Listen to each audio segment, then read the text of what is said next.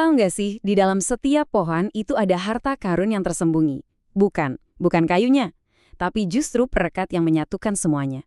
Hari ini kita bakal bongkar potensi luar biasa dari lignin, sebuah limbah industri yang jujur aja selama ini sering kita abaikan. Coba deh bayangin angka ini, 70 juta ton. Sebanyak itulah limbah lignin yang dihasilkan industri kertas setiap tahunnya. Gila kan? Angka yang besar banget dan hampir semuanya, ya gitu aja, kebuang sia-sia. Nah, ini yang bikin kita mikir kan, apa yang kita lewatkan selama ini? Jangan-jangan kita benar-benar lagi membakar sebuah tambang emas. Yuk kita cari tahu bareng-bareng. Oke, kita masuk bagian pertama. Biar kita paham soal harta karun ini, kita harus kenalan dulu sama yang namanya lignin ini tuh apa sih sebenarnya, dan kenapa selama ini statusnya cuma jadi keajaiban yang terabaikan. Gampangnya gini deh, anggap aja lignin itu lem super dari alam. Dialah yang bikin pohon bisa berdiri kokoh dan kuat. Dan polimer ini jumlahnya melimpah banget, nomor 2 setelah selulosa, dan ada di hampir semua tanaman di darat. Tapi ini nih yang bikin kaget, lebih dari 98% lignin ini bukannya dimanfaatkan, malah dibakar begitu aja buat jadi energi. Itu tuh ibaratnya kita pakai lukisan Mahakaya buat nyalain api unggun, pemborosan yang luar biasa. Lanjut ke bagian 2, menaiki tangga nilai. Oke, terus gimana caranya kita berhenti ngebakar harta karun ini dan mulai mengubahnya jadi sesuatu yang lebih bernilai? Nah, di sini kita akan bahas cara mengubah limbah jadi kekayaan. Piramida nilai lignin ini, anggap aja ini peta harta karun kita. Di paling bawah ada energi. Disinilah 98% lignin berakhir nasibnya. Tapi coba lihat, begitu kita naik ke atas, nilainya meroket. Sampai ke puncaknya seperti serat karbon dan bahan kimia murni. Proses keren ini ada namanya loh, valorisasi. Ini istilah kunci banget di dunia sains modern dan keberlanjutan.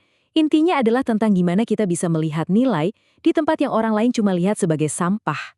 Bagian 3, menenun dengan kayu. Sekarang, yuk kita intip puncak piramidanya, pencarian serat karbon.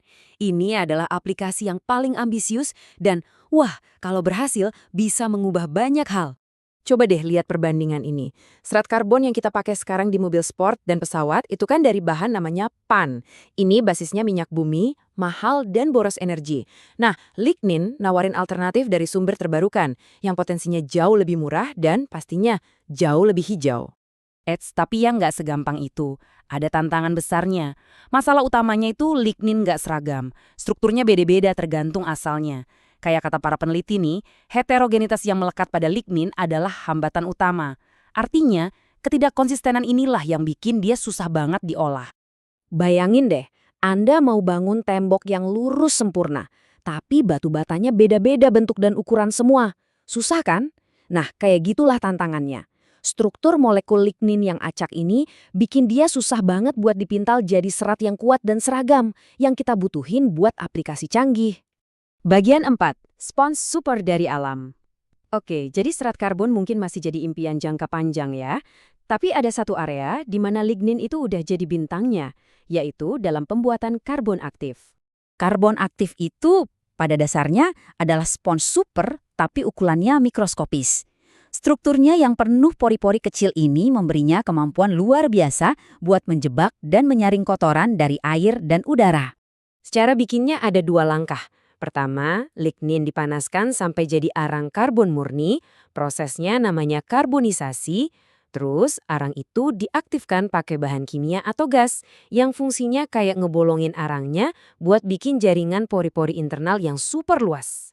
Nah, yang keren, para ilmuwan tuh bisa nyetel spons ini. Seperti yang bisa kita lihat di grafik ini, dengan pakai bahan kimia pengaktif yang beda-beda, contohnya kalium hidroksida, mereka bisa ngontrol ukuran pori dan total luas permukaannya. Jadi, mereka bisa bikin karbon aktif yang pas banget untuk tugas-tugas tertentu. Terus, hasilnya gimana? Wah, ini bener-bener luar biasa. Dengan metode yang tepat, para peneliti berhasil menciptakan karbon aktif dari lignin dengan luas permukaan yang mencapai 3.100 meter persegi per gram. Biar Anda kebayang ya, itu sama kayak kita ngebentangin satu lapangan bola penuh. Dari bahan yang beratnya cuma sekecil klip kertas. Luar biasa kan? Jadi, apa artinya ini buat kita semua? Ya jelas, ini berarti filter air yang lebih baik, pembersih udara yang lebih efektif, dan proses industri yang jauh lebih ramah lingkungan. Si spons super dari limbah kayu ini ternyata punya kekuatan untuk membuat dunia kita jadi lebih bersih dan aman. Bagian 5, masa depan adalah karbon. Dari serat karbon sampai spons super, kita sebenarnya baru mengintip sedikit dari potensinya. Kisah lignin ini benar-benar jadi pengingat ya, kalau solusi untuk masa depan itu bisa jadi tersembunyi di tempat yang selama ini kita anggap sebagai sampah. Dan peti harta karunnya, ini masih jauh dari kosong loh. Lignin bisa jadi bahan untuk elektroda baterai masa depan, katalis industri yang lebih hijau, atau bahkan komponen penguat untuk material komposit canggih. Daftarnya masih panjang, seiring kita terus belajar membuka rahasia kimia di dalamnya. Ini ninggalin kita dengan satu pemikiran akhir. Kalau limbah kayu yang kelihatannya sepele aja bisa menyimpan potensi sebesar ini, limbah apa lagi ya yang ada di sekitar kita yang sebenarnya cuma menunggu untuk diubah jadi sesuatu yang berharga? Mungkin harta karun terbesar berikutnya sedang tersembunyi tepat di depan mata kita.